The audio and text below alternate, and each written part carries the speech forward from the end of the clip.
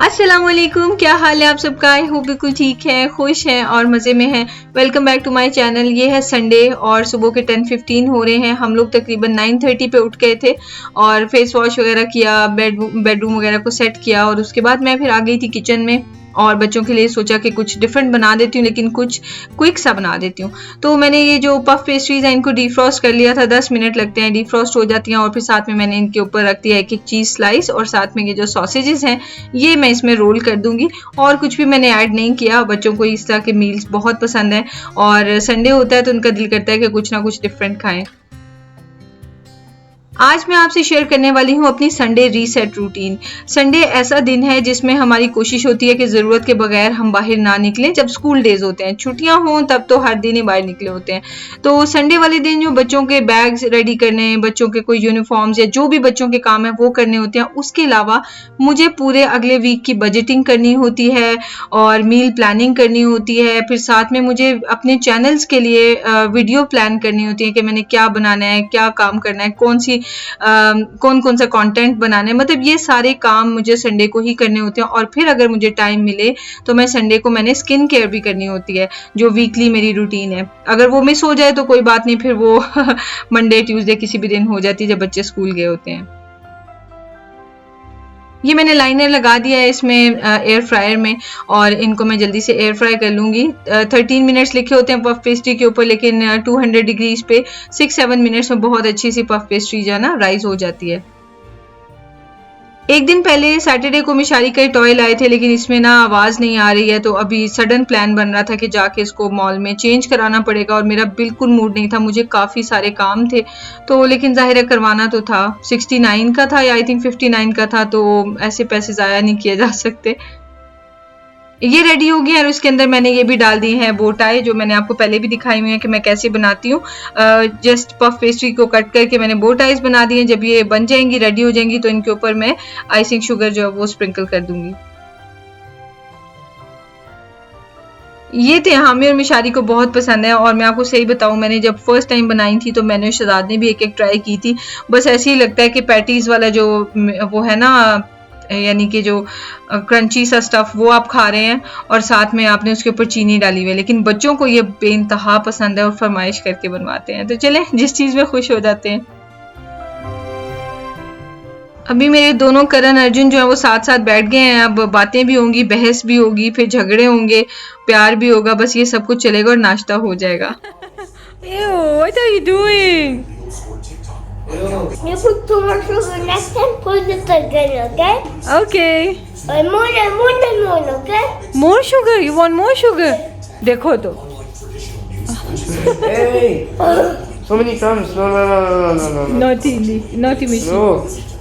आज तेहामी के साथ क्या हो रहा है कि तेहामी को मंथली मंथली और मंथली 2200 रूबक्स है। Wow, every month. Tehami excited हो रहे हो? बहुत एक्साइटेड यार। क्या पैसे अभी आएगी, रिफ्रेश करें इसको।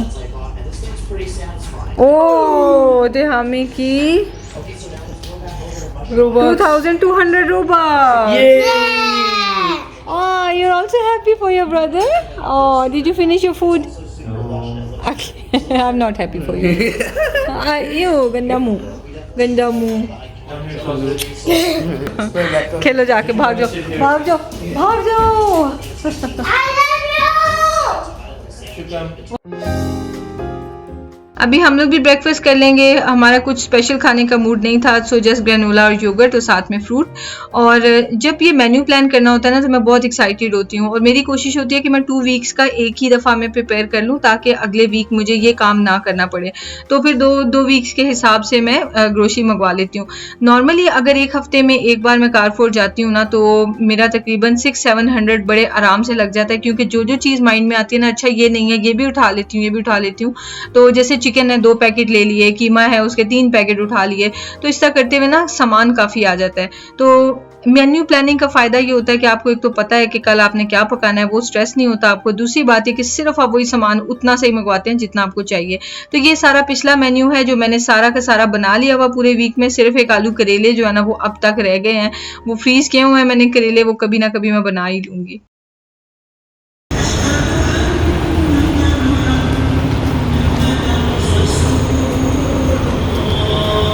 You think you can go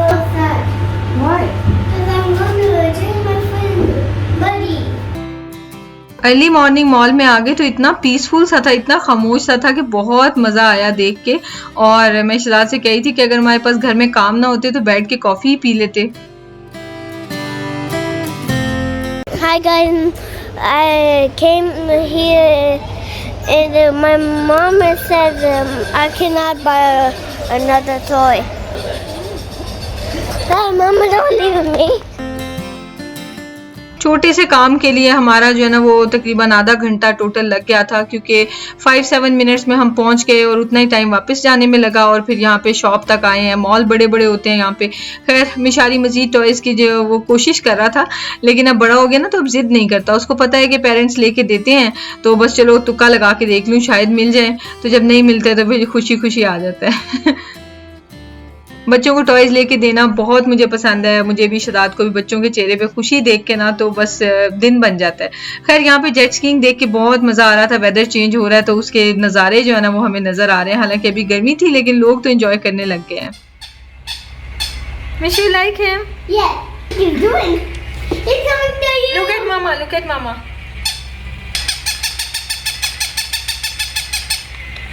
He wants to come to you. He wants to come to you. He said, I don't like frogs. आके थोड़ा टाइम तो मुझे लगा, इस वक्त तकरीबन 12-1 बजे का शायद टाइम था।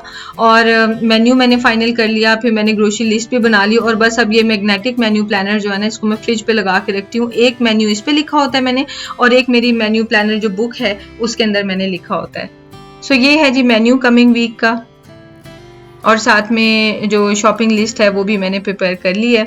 देखिए कितनी छोटी सी शॉपिंग लिस्ट होती है।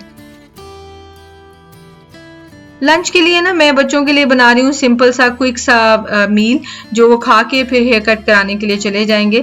मैंने पराठे बना लिए हैं और साथ में ये केचप और मेयोनेज़ है, ये लगा दूंगी पराठों पे। और ये जो चिकन है ना ये हमने कल ही यानी कि सैटरडे को बनाया था, और जो लेफ्ट ओवर चिकन है तो इसको हम यूज़ कर लेंगे पराठा रोल्स बनाने के लिए।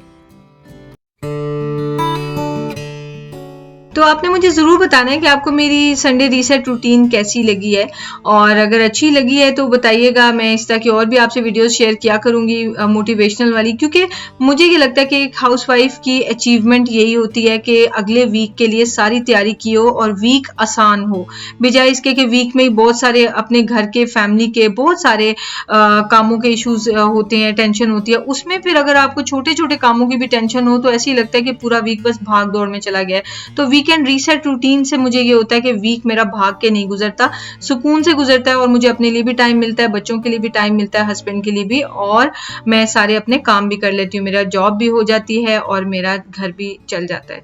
तो अपने लिए जो मैंने सैंडविच बनाया है इसके अंदर मैंने केचप लगाई थी, साथ में ये क्यूकम्बर्स भी रख दिए हैं और थोड़ी सी टबास्को सॉस डाल दी, और दूसरी तरफ पोटैटो कटलेट भी मैंने लगा दिया। तो ये मेरा एक ही सैंडविच है, ये मैं खाऊंगी और मैं इसी से फुल हो जाऊंगी। संडे वाले दिन ही हम लोग पिछले 2-3 दिनों का जो लेफ्ट ओवर फूड होता है वो भी ख़त्म करते हैं। जैसे मैंने बेल पेपर्स ये बनाई थी तो इन्हीं के साथ ही मैंने कटलेट्स बनाए थे, तो कटलेट मैंने यूज़ कर लिया। बेल पेपर जो है वो शराद ने खा लिया, एक रह गई थी। थोड़ी थोड़ी सी आइटम्स बनाती हूँ, क्वांटिटी ना, डेली खाना बनाती हूँ, लेकिन ऐसा नहीं होता कि 100% जो है वो यूज़ हो जाए, कभी थोड़ा सा रह भी जाता है। सो वो भी हम यूज़ कर लेते हैं ताकि मंडे के लिए हमारे पास फ्रिज जो है ना वो रेडी हो नेक्स्ट सामान रखने के लिए। तो ये मैं बना रही हूँ साबुत मूंग की दाल, और इसमें मैंने थोड़ा सॉल्ट डाल दिया और इसको मैं बॉईल कर रही हूँ। इसको मैंने भिगो के रखा हुआ था, रात में ही भिगो दिया था, तो अब बस इसको मैं बॉईल कर रही हूँ। Hi guys, welcome back to our channel.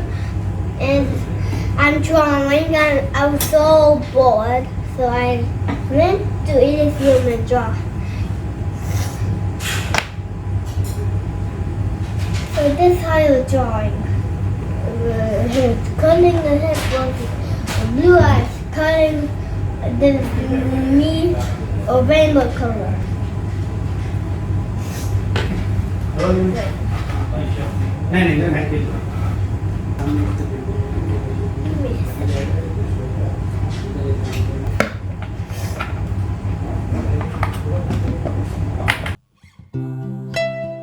इस वक्त हस्बैंड और बच्चे चले गए थे हेयर कट करवाने के लिए, और मैं जल्दी जल्दी खाना तैयार कर रही थी क्योंकि शाम में 7 बजे के करीब इनको मैंने खाना दे देना है ताकि हम टाइम पे लेट जाएं सोने के लिए।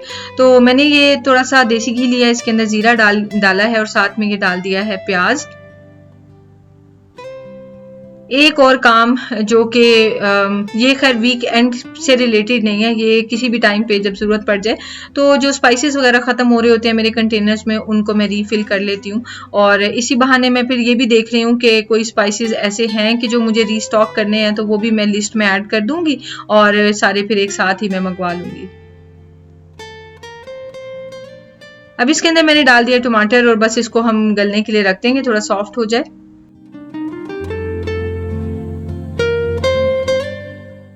अभी मैं डाल रही हूँ नमक, लाल मिर्च का पाउडर, हल्दी पाउडर और उसके अलावा गरम मसाला और धनिया पाउडर, और फिर इसको मैं दाल में मिक्स कर दूंगी और फिर थोड़ा सा और दाल को पका लूंगी ताकि सारा कुछ मसाला वगैरह ना इन्फ्यूज हो जाए फ्लेवर्स दाल में।